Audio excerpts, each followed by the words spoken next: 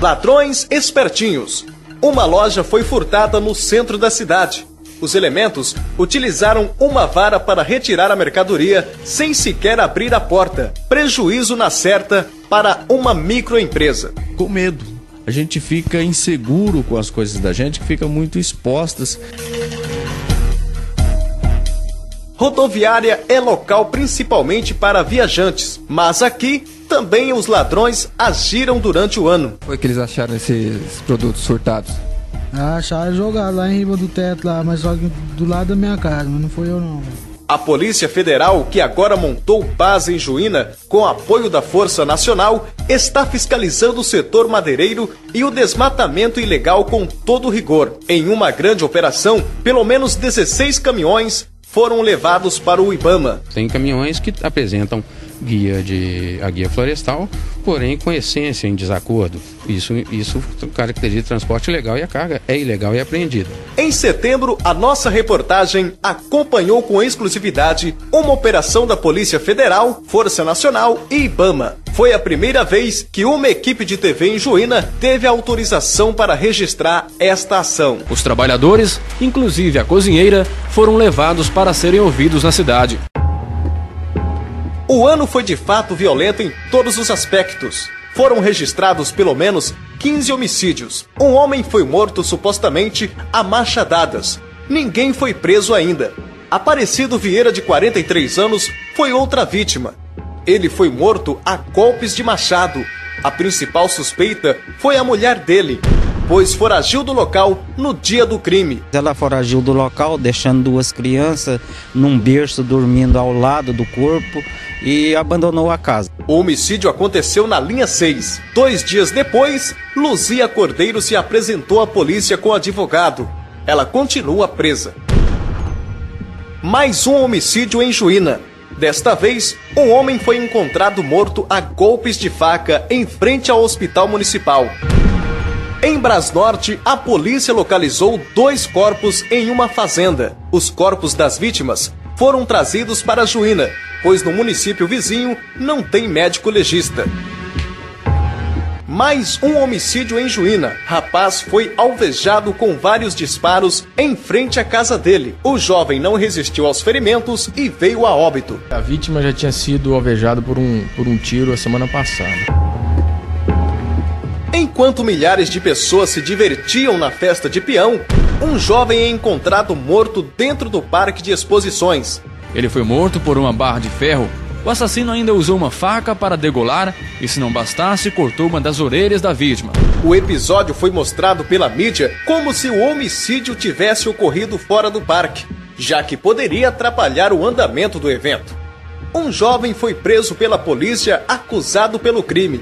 Em outubro, quando ia ser interrogado no fórum, o acusado empurrou um sargento e tentou fuga. Tentei, vacilou pra mim? Vacilou? Vacilo foi deles lá. Porém, sem êxito. Uma tragédia. 2 jovens, 2 amigos que trabalhavam juntos. No dia 9 de setembro, após pequenas desavenças, um dos jovens sacou a arma e atirou na cabeça do outro. Socorrido às pressas, o jovem conseguiu sobreviver, mas está com sequelas. Alguns dias depois, o suspeito que estava foragido se apresentou à polícia com advogado e responde o processo em liberdade. O homicídio mais recente foi registrado em dezembro. Um homem de 46 anos foi encontrado morto dentro da casa dele. A suspeita de latrocínio, roubo seguido de morte. A polícia investiga o caso, mas ninguém ainda foi preso. A polícia juinense também chegou antes do pior. Você tomou alguma coisa hoje? Tomo todo dia se der na reta. O que é esse ralado no joelho? O senhor se machucou? Quer dizer que não pode cair de moto. Justino Alves de Freitas foi preso com arma de fogo. Ele estaria ameaçando a esposa. Em outubro, um funcionário público foi morto em acerto de contas no módulo 4. O que seria uma crise de ciúmes terminou em morte. Uma tragédia que chocou a população. Um idoso morreu enquanto dançava no salão de festas do Centro de Convivência Vó Paixão.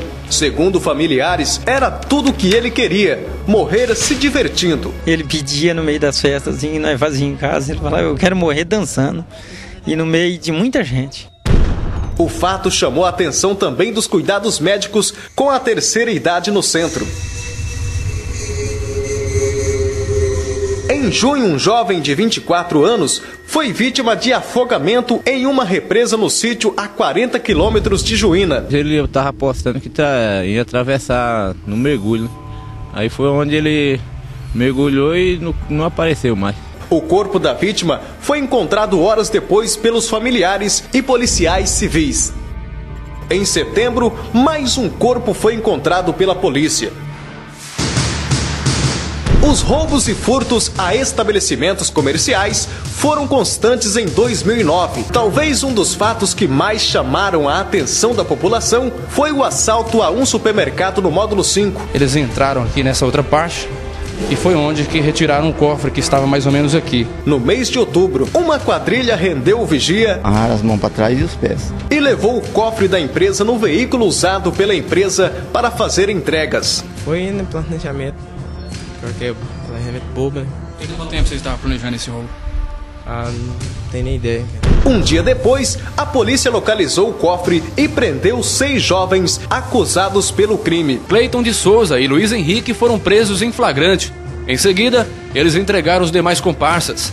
Samuel Mariano, Alan Pábalo e Johnny de Souza. Todos confirmaram participação no crime. O grupo entregou ainda o 6º suspeito. Paulo Miranda de Souza é acusado pelos próprios colegas de ter entregue o controle do portão para acesso à parte interna da empresa. Não passei o controle. Passou pra mim. Quando que ele passou pra você? Foi depois que ele saiu do mercado. Esse daí tá aqui, já confessamos tudo que não é mentir. Olha, situação complicada. 3 te acusando aí, cara? Vamos aí pro que daí vier. Todos os envolvidos têm entre 19 e 21 anos de idade. Nenhum tem passagem pela polícia. São conhecidos da cidade e por isso gerou revolta entre amigos e familiares. A empresa não divulgou os valores, mas acredita-se que estavam pelo menos R$50 mil. Parte teria sido retirada 3 dias depois. A Polícia Civil concluiu o inquérito. Hoje, alguns dos acusados já foram liberados.